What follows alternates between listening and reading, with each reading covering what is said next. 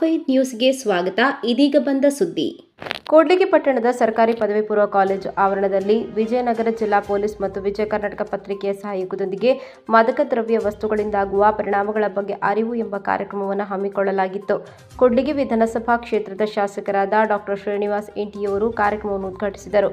ಶಾಸಕರು ಸಭೆಯನ್ನು ಉದ್ದೇಶಿಸಿ ಮಾತನಾಡುತ್ತಾ, ನಾನು ಉನ್ನತ ಶಿಕ್ಷಣಕ್ಕೆ ಪ್ರವೇಶಿಸಿದ ಸಂದರ್ಭದಲ್ಲಿ ನನ್ನ ತಂದೆಯವರು ಒಂದು ಮಾತು ಹೇಳಿದರು. ನೀವು ನಿಮ್ಮ ಜೀವನದಲ್ಲಿ ಹೊಸ ಬದುಕಿಗೆ ತೆರೆದುಕೊಳ್ಳುತ್ತೀರಿ.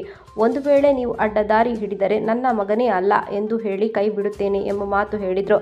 ಹೀಗಾಗಿ ನನ್ನ ತಂದೆಯವರು ಹೇಳಿದ ಮಾತನ್ನ ಕೊನೆಯ ತನಕ ಗಮನದಲ್ಲಿ ಇಟ್ಟುಕೊಂಡು ನನ್ನ ಜೀವಮಾನದಲ್ಲಿ ನಾನು ಒಳ್ಳೆಯ ದಾರಿಯಲ್ಲಿ ಇಲ್ಲಿ ತನಕ ಶಿಸ್ತುಬದ್ಧ ವ್ಯಕ್ತಿಯಾಗಿ ಬಂದಿರುವೆ ಎಂದು ತಮ್ಮ ಬದುಕಿನ ಗುಟ್ಟನ್ನು ನೆನಪಿಸಿಕೊಂಡರು. ಹಾಗೆ ಇದೇ ವೇಳೆ ಶಾಸಕರು ಪೊಲೀಸ್ ಇಲಾಖೆಗೆ ಸೂಚನೆ ನೀಡುತ್ತಾ, ತಮ್ಮ ಕ್ಷೇತ್ರದ ಯಾವುದೇ ಮೂಲೆಯಲ್ಲಿ ಮಾದಕ ವಸ್ತುಗಳ ಮಾರಾಟ ಮತ್ತು ಬಳಕೆ ಕಂಡುಬಂದಲ್ಲಿ ಅವರು ಎಷ್ಟೇ ದೊಡ್ಡ ವ್ಯಕ್ತಿಯಾಗಲಿ ಯಾವುದೇ ಮುಲಾಜಿಲ್ಲದೆ ತಕ್ಷಣ ಕ್ರಮ ಕೈಗೊಳ್ಳಬೇಕೆಂದು ಹಾಗೂ ನಿಷೇಧ ಮಾಡಬೇಕು ಎಂದು ಖಡಕ್ ಆದ ಎಚ್ಚರಿಕೆಯನ್ನು ನೀಡಿದರು.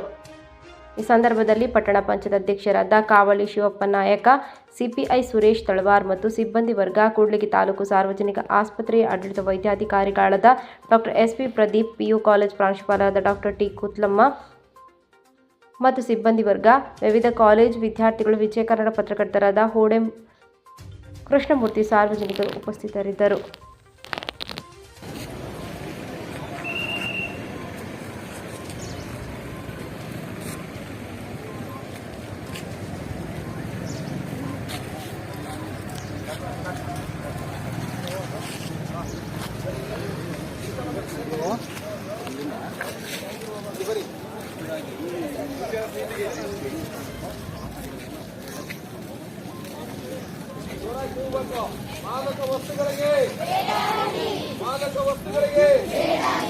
ಮಾದಕ ವಸ್ತುಗಳಿಗೆ ಜೋರಾಗಿ ಹೋಗ್ಬೇಕು.